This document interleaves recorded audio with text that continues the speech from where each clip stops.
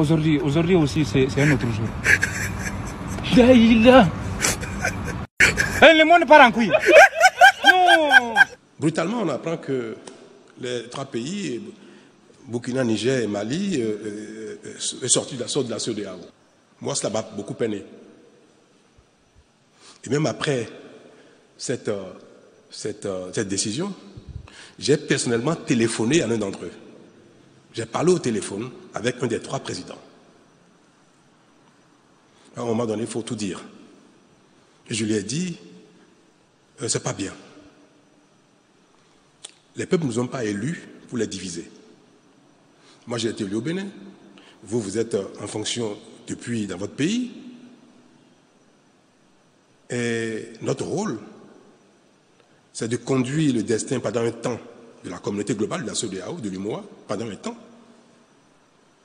Mais la volonté des peuples, c'est de s'intégrer. Il n'y a pas de conflit entre le peuple du Bénin et le peuple du Niger. Il n'y a pas de conflit entre le peuple du Bénin et le peuple du Burkina ni du Mali. Et c'est vrai, il n'y a aucun problème entre les peuples de la communauté, le mois de la CEDEAO. Aucun problème. C'est au niveau des organes de la CEDEAO.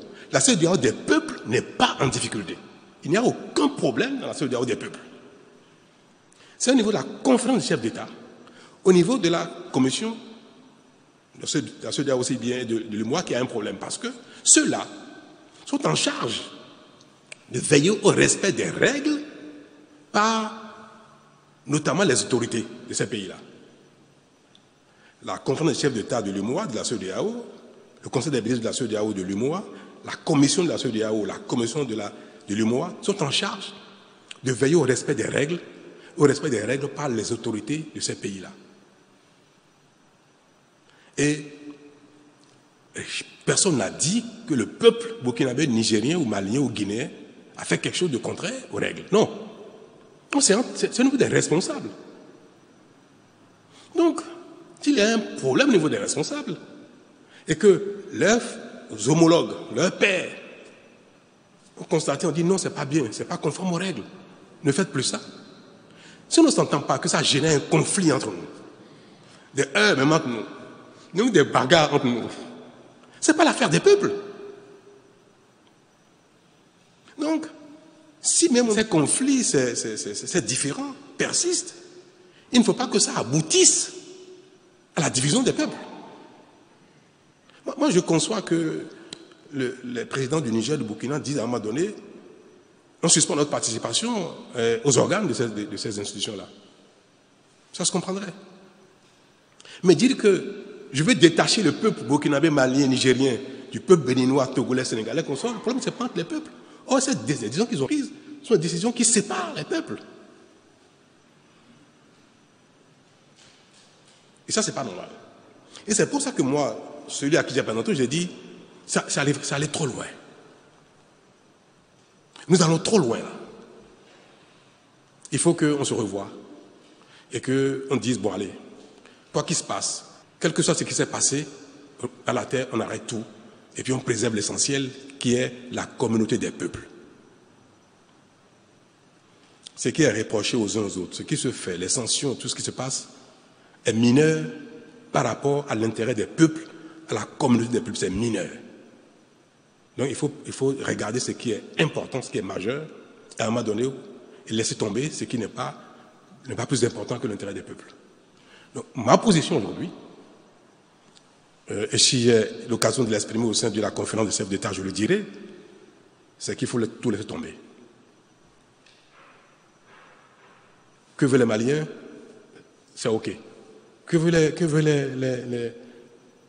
les Burkinabés? C'est OK. Que veulent les Nigériens? C'est OK pour que cette décision de séparer les peuples n'aille pas plus loin que l'intention ou que la déclaration. On peut le dire, revenir. Moi, c'est ma position, c'est mon souhait, et c'est ce que je dirais haut et fort partout. Dire que pour arriver à la division des peuples, s'il faut arriver à la division des peuples, alors là, non. Aujourd'hui aussi, c'est un autre jour. Nous avons besoin d'être lucides sur notre présence économique sur le continent africain et la manière dont elle est vue.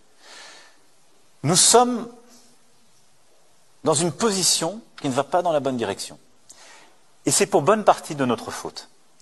Parce que nous avons trop souvent eu une logique de rente dans notre rapport au continent africain. On a considéré que parce qu'on était la France, même quand on faisait mal, même quand on était plus cher que les copains, même quand les solutions de financement étaient moins bonnes, on allait continuer d'être pris. C'est une terre de compétition maintenant. Alors il y a des gens qui font la compétition avec d'autres armes, que je récuse, et on se bat contre, quand les financements deviennent eux-mêmes des éléments de fragilité des économies. C'est pourquoi on s'est battu pour qu'il y ait un cadre dans le G20. Mais indépendamment de ça, je le dis parce que je l'ai vu, nous avons aujourd'hui encore trop de nos entreprises qui ne produisent pas les travaux de meilleure qualité parce que c'est l'Afrique. Ça ne marchera plus.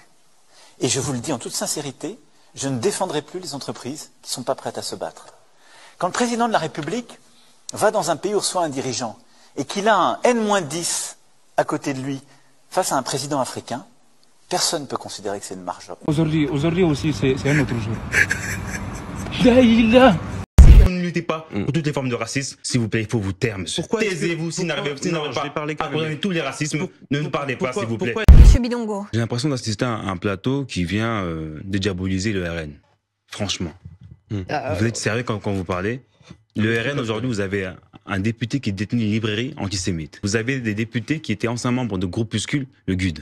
Et vous parlez des amants de conscience. Vous êtes sérieux? Le Rassemblement National. C'est un mouvement. Je vous ai pas coupé. Je vous ai pas coupé, s'il vous plaît. Je vous ai pas coupé. Le Rassemblement National est un parti fondé par des anciens membres de l'OAS, des Waffen-SS. Et vous venez de dire que le Rassemblement National est très clair avec l'antisémitisme. Il faut lutter contre toute forme de racisme. Antisémitisme, islamophobie et tous les racismes qui peuvent exister. Il faut les vomir un à un et jamais être complaisant avec. Nous sommes d'accord. Et vous n'avez aucun argument depuis tout à l'heure. Vous ne cessez pas d'invoquer l'antisémitisme pour parler de la France insoumise. Je ne sais pas, à un moment donné, c'est condamnable, monsieur. Il faut le condamner avec toute fermeté. Mais monsieur, excusez-moi, si vous constatez quelqu'un qui est antisémite, portez plainte. C'est très important. Mais cessez, s'il vous plaît, de l'invoquer à toutes les sauces. Si vous ne luttez pas pour toutes les formes de racisme, s'il vous plaît, il faut vous taire, monsieur. Taisez-vous, s'il n'arrivez pas à condamner tous les racismes, ne nous parlez pas, s'il vous plaît. Si vous n'arrivez pas à condamner tous les racismes, ne me parlez pas, s'il vous plaît, monsieur. Pourquoi est-ce que 92%, pourquoi est-ce que 92%, pardonnez-moi, monsieur, pourquoi est-ce que 92% des Français de confession juive considèrent-ils que c'est la France insoumise qui a aidé à la montée de l'antisémitisme ces dernières années? Sur quoi se basent vos sondages? Sur ce même plateau, vous savez. Parlez de vous, monsieur Bidongo, il nous reste une minute. Très intéressant. Sur ce même plateau, il y a une personne qui était éditorialiste sur votre plateau et qui a dit que, sur BFM TV, oui, que les Français de confession juive de Sarcelles quittaient la ville de Sarcelles. Et c'est faux, ça aussi? C'est totalement faux. Mais venez à donc Sarcelles. les sondages sont faux, les juifs se trompent, en fait vous êtes de l'ange qui ne voit pas. Bon. Sarcellois français de confession juive vivent sur le territoire de Sarcelles en toute gaietude. Ça se passe très bien. Nous avons 24 synagogues à Sarcelles. Cessez de mentir, s'il vous plaît. Cessez de mentir. Aujourd'hui aussi, c'est un autre jour. Daïla. Le monde part en couille. Non.